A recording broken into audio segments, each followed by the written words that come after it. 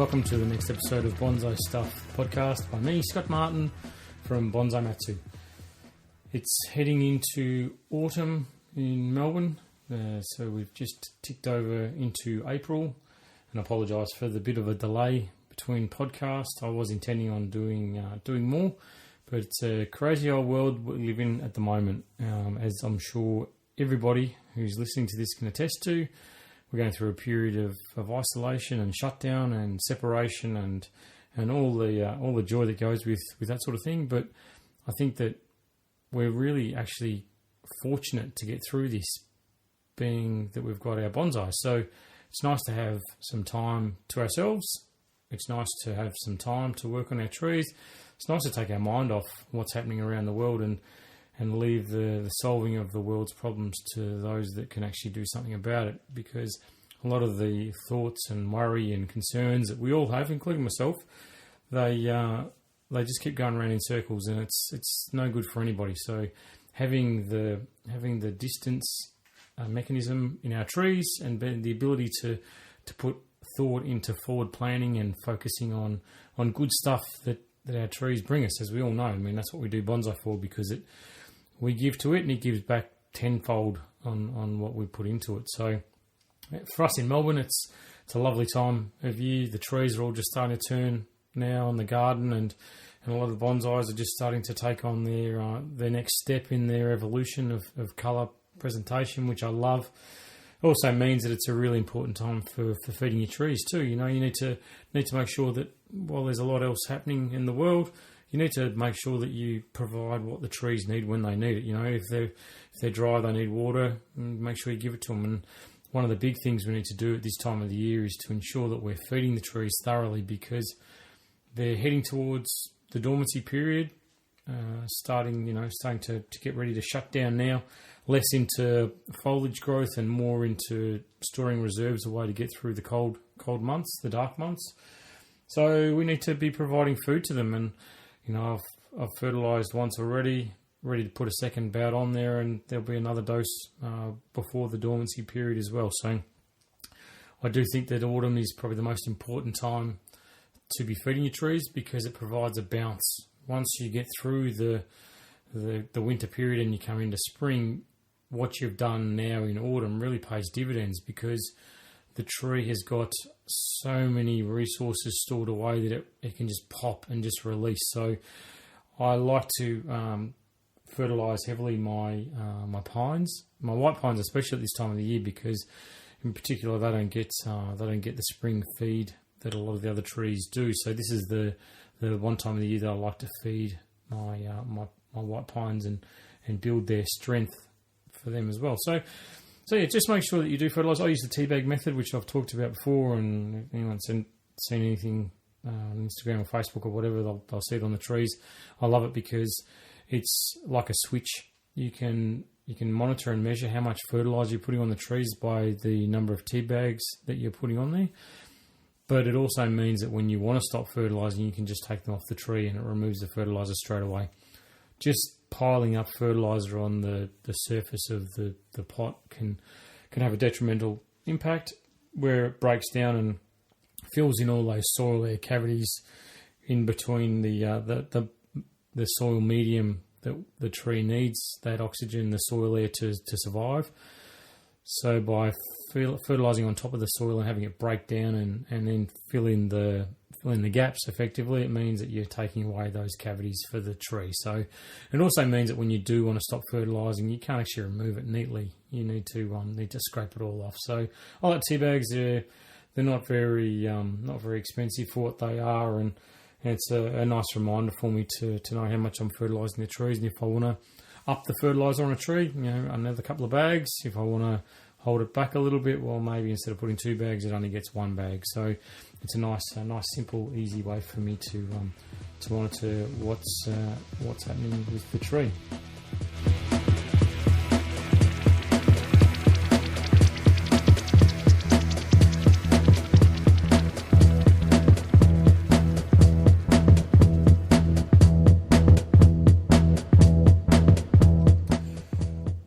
So I was thinking in my notes for planning of the podcast about the movie Braveheart, which is a great movie. I love it, and it's where they're got the English coming to attack them, and they're standing there and they're saying hold, and then they break. So that's the thought I've had going through my head with my pines. Now I've commenced working on my pines, but before that, I found that it was a little bit too early and maybe premature with going through and bud selecting and needle plucking, because the tree's still growing. It's still putting out foliage growth.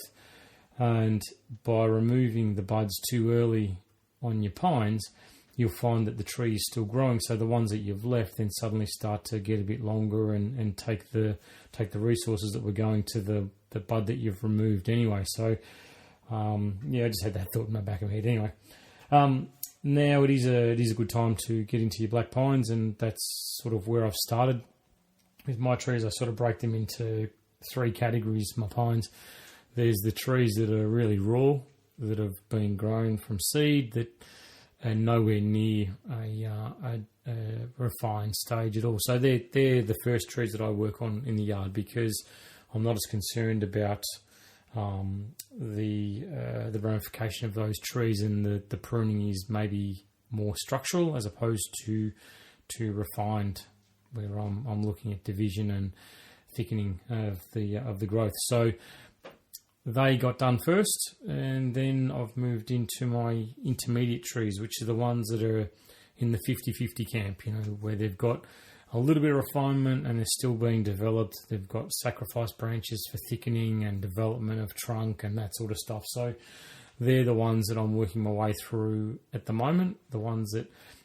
still need a fair bit of plucking and bud selection and that sort of thing, but they're not as refined. So there's possibly less wiring with those ones, less going for a finished tree or a show tree type look, and it's somewhere down the track where they'll become a far better tree than what they are at the moment. So they're the trees I'm working on now, and then I'll slip into the more refined trees that have had all the heavy branches placed, and it's a lot of fine detailed wiring to set the pads and bring down the new growth that's coming. Sort of when you wire your branches at this time of the year, you look to put the branches down and then have them slightly come up at the tips. So you don't want them pointing straight up at the sun, because the bud will get so strong it will just take off.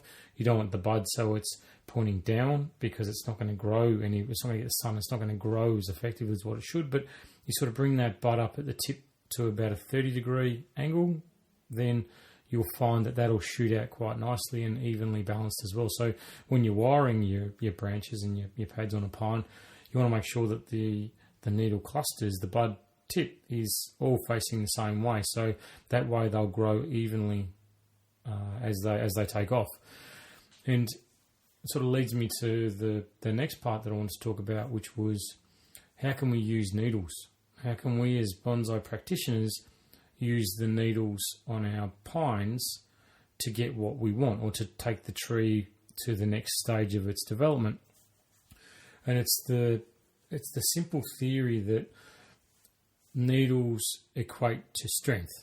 So if you think about it, the more needles there are somewhere, the stronger that area is going to get. The less needles that there are in a certain area, the weaker it's going to get. So we can use needles to our advantage, where if we have a weak lower branch on a tree, we can leave more needles there, and that'll make that branch get stronger. And flip it on its head, if we've got a strong area like the apex typically of the pine, and it's getting too strong and too much of the tree's resources are being driven to that one area of the tree, we can pluck back more needles to make it slightly weaker and hold it back a little bit. So less resources will go there because there's less needles, and the lower branches get more needles, so they get stronger. Because everything that we're doing with, I'm talking about specifically black pines at the moment, but a lot of our trees, it's about resource allocation, and I've talked about before, where the best tool that we have for resource allocation is our scissors or branch cutters, where we can remove foliage which takes away resources from an area. And likewise, by not pruning an area or not plucking an area or taking away the foliage, then we can make that area get more resources and therefore get stronger. So it's like the set of scales. We want the strong area to become weaker, and we want the weaker area to become stronger. So they both end up across the same plane. You want balanced growth on your trees. You want to look at a bonsai and see it beautifully developed with consistent strength throughout. You don't want to look at a tree and go, wow, the apex is completely chockers with growth, and look at that branch they've got down there, the very first branch, which is really weak and spindly. You want it so it's all at the same level. So by using needles, and it's really important, I suppose, and timely to talk about it now, because as you get into your pines and you start plucking back the needles, that has to be first and foremost in your mind. It's plucking and bud selection is a very mechanical process. Like we've talked about with decandeling, it's very mechanical, but there's a lot more to it in that you need to, before you start touching the tree at all, sit back, have a look at it, and realise or ascertain where the tree is up to at that point, and what are you trying to achieve? It's that same question. What am I trying to achieve with this? Is it a tree in development? Is it a tree in refinement? Or is it somewhere in between? Work out that stage first before you start madly plucking to get back to a certain needle pair ratio across the whole tree, because that's something which is an automatic process which leads to a negative result with your tree. You need to make sure that you know exactly where your tree is up to before you do anything. All right, so I wanted to start talking about leaf fall and wiring and that sort of stuff. So as that sort of happens as we get into the autumn period, you'll find that the next step with your deciduous trees also is going to be removal of the leaves as they're finished displaying colour. As the tree's got what it needs from the leaves, it's drawn back in the resources, and then they start to wilt and start to get ready to fall off the tree. That's a really good time to manually remove them off the tree and clean the tree. When you are at that point too, you can also think about wiring your tree. And I wanted to just talk about wiring technique. Wiring to me is really important. When I first got into bonsai, wiring was one of those things I couldn't find enough information about, and a lot of the old Japanese magazines made it look pretty easy, but it was the hands-on technique that I found really mystical, but just hard to talk about or hard to get information on. So I'm going to try and talk about the wiring process now in a non-visual form, and I think there's two ways that we can wire our bonsai. And the first one is the first and the second. They'll both give us the same result. So at the end of the day, you'll have a tree which sooner or later gets to look like you want it to look like. But the two techniques are, you can wire really well, or you can wire really poorly. And I think the poor technique still uses exactly the same amount of wire, possibly does more damage to the tree, but it makes the tree look ugly for a long period of time. And the wiring, I think, if you can take the time and perfect the skill and techniques of wiring, you'll get a far more pleasant result for yourself, but not only yourself, it's for absolutely everybody that looks at your bonsais too, because the last thing you want is for someone to look at your beautiful tree that you've made your pride and joy, and so they look at it and go, oh my God, look at all that wire on that tree, you flogged it, you're torturing that tree. It's quite a common thing to hear when you're in bonsais, that you torture trees. Really, if they knew how much we love them, it'd be a complete misstatement. But anyway, whereas I think if you wire really well, when people look at a tree, they'll see the beauty of that tree, and then they'll go, oh, and there's some wire on that as well. So I think if you can get the techniques right, you'll get far greater satisfaction out of working on your trees.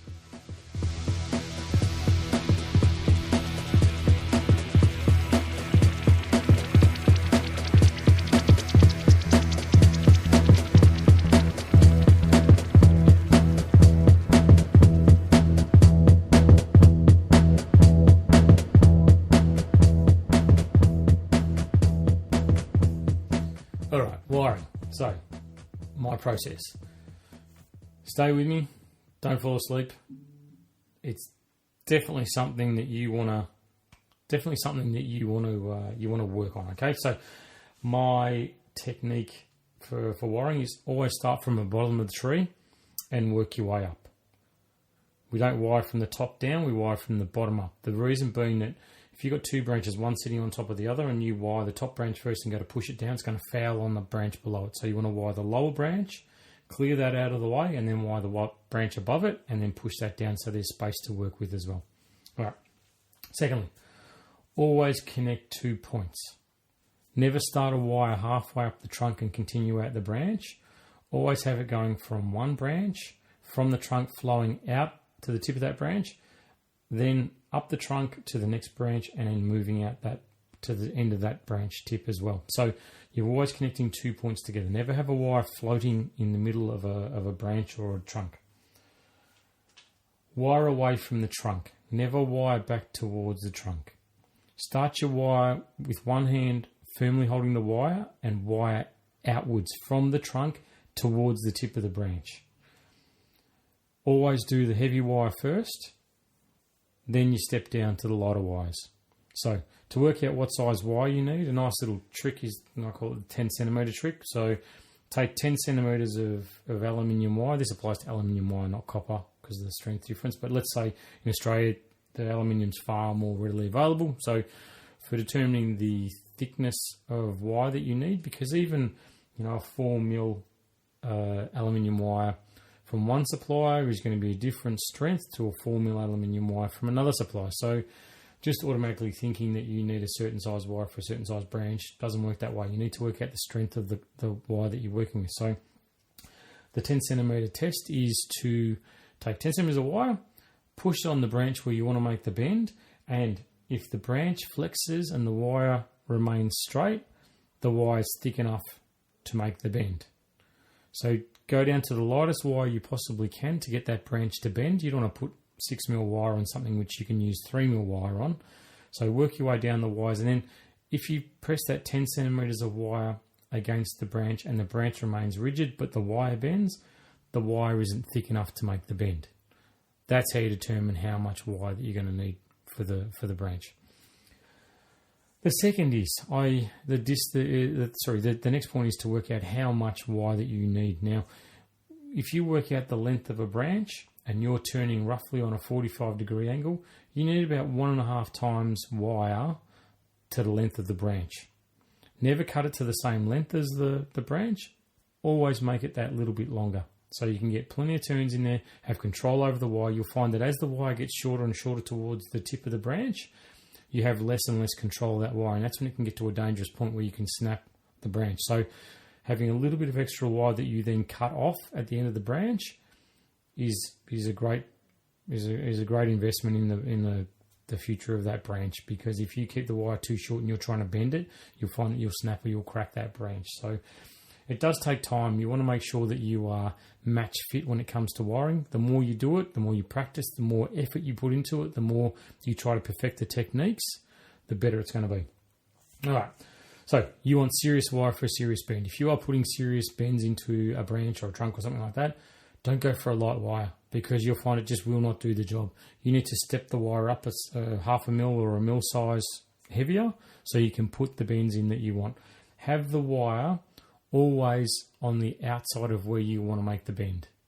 Now, when I do my classes when I was allowed to do my classes before we got isolation kicked into us, what I would do is I would use my index finger and I would put wire over my finger, and I would show that the bend point would be my knuckle. Now, if the wire is on the inside of your knuckle, where it bends on the outside is where you're going to get a break on your branch. You want to make sure that when you put your wire on to that branch, it goes over the outside of the knuckle, and if you do it now, you'll feel that as you bend your knuckle, the wire supports the knuckle and stops, and ultimately the technique is there to stop that branch from cracking or holding that branch together. So when you bend a wire or bend a branch, you want to make sure that you are having flexing with the wire on the outside of the bend, not on the inside of the bend. If wire's on the inside of the bend, branch will break. It's on the outside of the bend, it's going to support the branch and stop it from breaking off. All right, so you want to make sure that you have nothing caught underneath the wire too. Anything that's caught underneath the wire will ultimately die. So you want to make sure that you keep it nice and clean. And the other thing that I work with my trees, because I don't like to wire to the tip of every single branch that I've got, I don't like to wire anything that's green. So if you've got a juniper and you've got the brown branch and then you get out to the new foliage and new foliage has got a green stem on it, I don't put wire onto the green stem. I find that you have a far greater chance of breaking the sap flow, the cambium, and therefore that tip will die. So rather than going for a completely perfectly wired, beautiful looking tree, I'd rather have it where it's wired down the brown branch, stop it on there, get my shaping in place, then prune the foliage to make sure that it gets the look that I want it to have. One of the most common questions I get asked when it comes to wiring is, how long do I leave the wire on for? The simple answer is long enough. You want to make sure that you've got effective positioning of the branch or of the trunk, so when you remove the wire, it doesn't bounce back to where it was. When a branch grows a certain way, the fibres are growing in that direction. When we put wire onto the branch, we're not adjusting those fibres. All we're doing is we're manipulating to go a certain way. And if you remove that wire before new fibres have grown in the direction that we want the branch to grow in, which will hold the old fibres in place, that branch will just simply return to its original position or near enough to. So the length of time to leave your wire on is long enough for the new fibres to grow to hold the branch in place. How do we know the new fibres have grown? Because we're going to get swelling around the wire.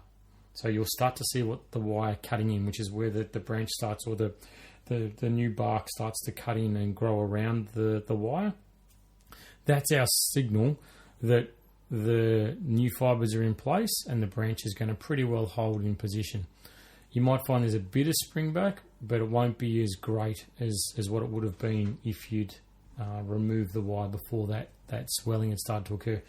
There's a lot of talk about whether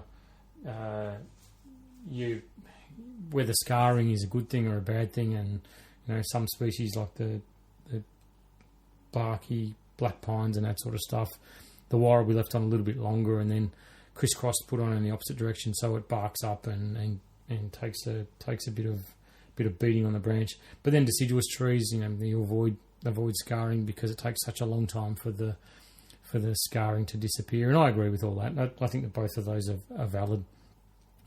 When I'm wiring something though, and it's pretty major, the bend or the shaping, I don't mind a bit of scarring, because I know that the tree's not going to be put onto a show bench for 3, 4, 5, 6 years down the track. So I've got time for development and also for healing to occur for that part of the tree that's been damaged by the wire.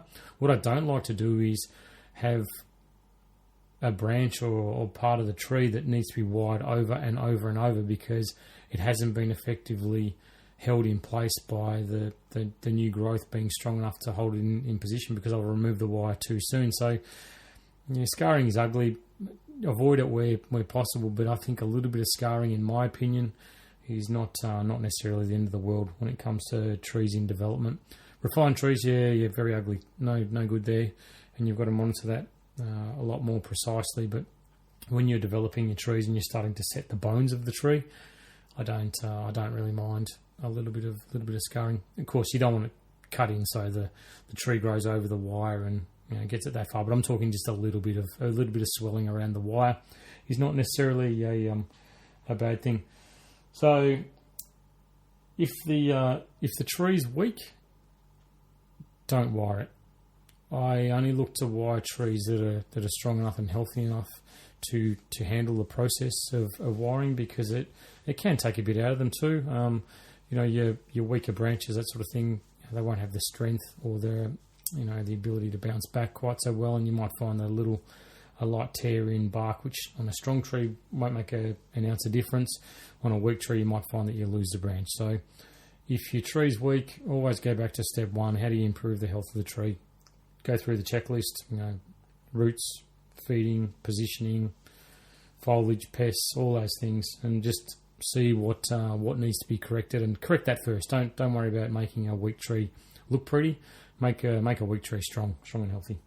That should always be the focus. All right, so now wiring. I hope you're still awake. If you are, thank you. If you're not, come on, back to it. All right, so wiring. Enjoy the process.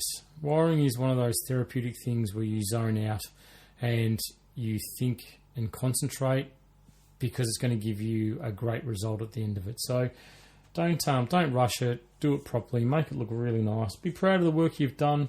Don't look at coiling the wire. The pitch of the wire is really important. I've seen some people that get the wire on there and they'll make it like a spring and they'll wrap it around because they think it's the most effective way to put wire onto a branch. It's not. The wire is strongest when it's straight. So the straighter you can make the wire, the stronger the wire is going to be. The more you coil it, the weaker it gets. The weaker it gets means the thicker the wire you have to have on the branch. So you start to go round and round the merry-go-round of wiring and how it's going to work. So the old school method was always look at a 45-degree pitch on your wire, which looks nice. But also keep in mind what I said earlier about needing to have the wire on the outside of the bends. And if the pitch needs to be a little bit reduced and a bit tighter just to get a few of the bends that you want, then you have to do it, but then you can extend it back out again.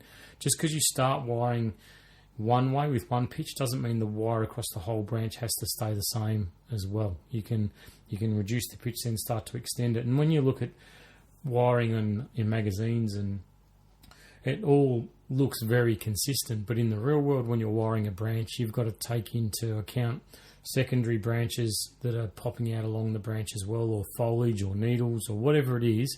So your pitch of the wire will have to be dictated to a certain extent by the foliage that's on the branch that you're wiring or the trunk that you're wiring. So don't stick hard and fast to rules. Just look at the best that you possibly can, but also just keep in mind that the straighter it is, the stronger it is.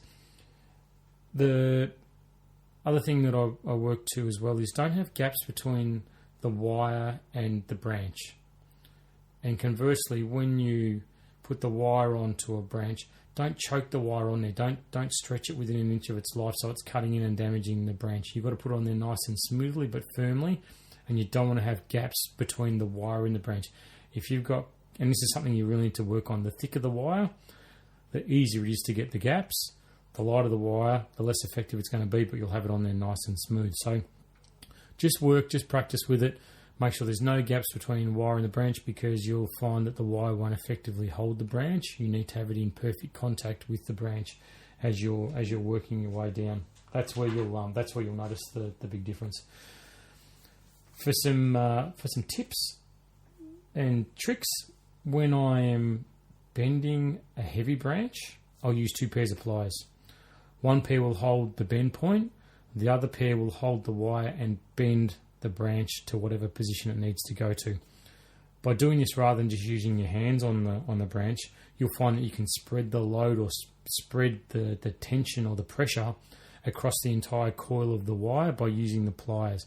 And having one hold at the bend point, I find it means that you can get a really clean, crisp bend on a branch. If let's say it's a black pine or a juniper or something like that, and you want to try and get the branch to pivot very close to the trunk and in a nice acute angle downwards, then using the two ply technique will really work.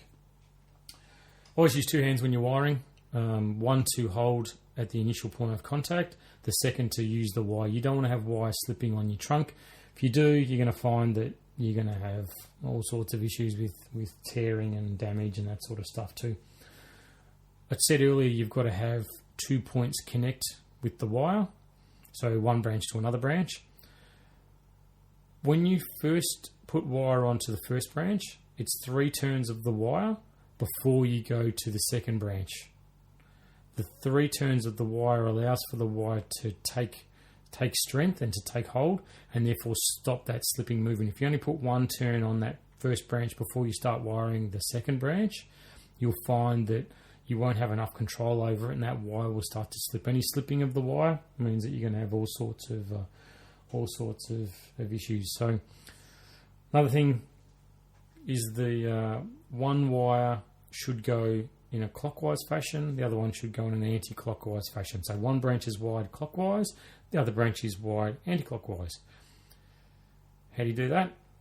If you start the wire from behind the trunk coming forward up over the top of the branch on the left, by the time you get to the branch on the right hand side that you're wiring, if you do the same thing, come from behind the tree and bring the wire over the top of the branch, you'll find that it automatically changes direction. When the wire changes direction like that, it gets firm, which is what we want. We want the wire to hold steady. So as we've got two branches wired together, we move one branch. We don't want the other branch seesawing. We want the other branch staying very firmly in place so we can move branches independently when we're wiring. So some species need to be wired on a pretty consistent basis. As I said, black pines or any pines are a prime candidate for regular wiring. You'll find the new growth sort of scoops up like a ski jump every year, and you need to bring that down and get that in control. Other species possibly have wire for the primary branches and secondary branches possibly, and then after that it's clip and grow. So you're going to find that your wiring's done predominantly on younger trees, and also to make trees more refined in the tips of the new growth, that sort of thing. Unless you're going for a restyle or something like that. But you find that primarily you're going to be doing a lot of wiring when the trees are younger. Get it done right. But then after that, it's more the refined wiring, which is, like I said, it's an enjoyable process.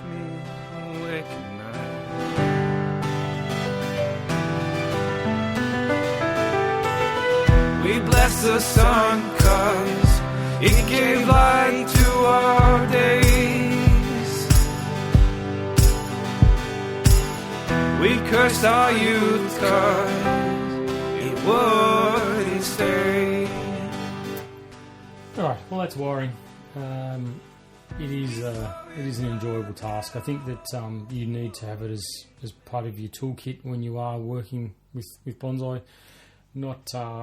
I've seen some trees that have been only clip and grow their entire life, and they're nice, but I think that we can use wiring to achieve far better results and to also ensure that you've got growth evenly spaced out across the tree as well. So now we're another thing I've got to put my mind to at this time of the year is to start thinking about winter, and with winter comes the repotting phase. So now's a really good time.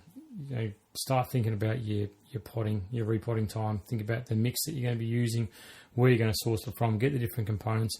Don't leave it to the last minute, because it will get upon you pretty quickly. And I know from personal experience that when it does rush upon you, you become more inclined to say, might leave it this year, I'll repot it next year, and that's one of the worst things you can do. If you want to look back in another 6 months after when you should have repotted a tree and see if there's any repercussions for that, then I can guarantee you there will be. Trees that should be repotted that aren't repotted are probably one of the main trees that I chase my tail with every summer. Once it gets hot, they're the ones that I'm kicking myself saying, geez, I wish I'd really put the time and effort into repotting that one, because it's a stem of a lot of problems when you can't get that water into the mix and the tree starts running out of room in the pot, and it becomes very difficult to maintain the flow of water through the tree. So start putting some thought into pots. There's lots of places you can buy pots now online, but yeah, start thinking about that. And also stay on top of the benches. Stay on top of the mess that you've got around the yard, because it's a great little haven for all the little bugs and insects and that sort of thing to start setting up camp as we head towards colder, wetter months. Having all those leaves fall off the trees, your own trees as well as the garden trees, can be a little haven for filth. So I try and make it not a job that I do once the trees have all lost their leaves, but I try and do it almost every week. Every time I'm out there, walk out there with a bin and collect as much of the fallen debris as I possibly can, and just that good practice. If you stay on top of it little bit by little bit, it's like weeding your trees. If you weed your trees little bit by little bit, then it's not a major chore. If you only do it once a month, then heaven help you, because you'll never keep up with it. So Great time for pruning your deciduous trees at the moment too, giving them a final shape before the dormancy period where they've still got the ability to heal from the cuts that we make, and make them look pretty. So when they put on their autumn show, their colour, they look great, and you get a bit of a smile about it. So thanks for tuning in. It's really nice to talk at you, or to put this podcast together, because it's a nice piece of sanity in this clearly crazy world that we're in at the moment. So everybody, take care, look after yourselves, look after your plants. Please don't lose focus that they need you more than ever, and that you need to stay focused and clearly attentive to their needs. Start thinking about maybe a possible preventative spray around about this time as well. I've noticed there's a few bugs starting to come around the place, so maybe stay up with that as well, and enjoy it. It's a really nice time this time of the year. You're not chasing growth, you're doing more of the structural stuff, and you're starting to put plans together and starting to shape things, and it all starts to come together. So enjoy, and I'll be back again soon with a new podcast on the importance of airflow, which is one I've put a lot of work into, and I'll tell you all about that next time you tune in. So take care, and until next time, happy bonsai.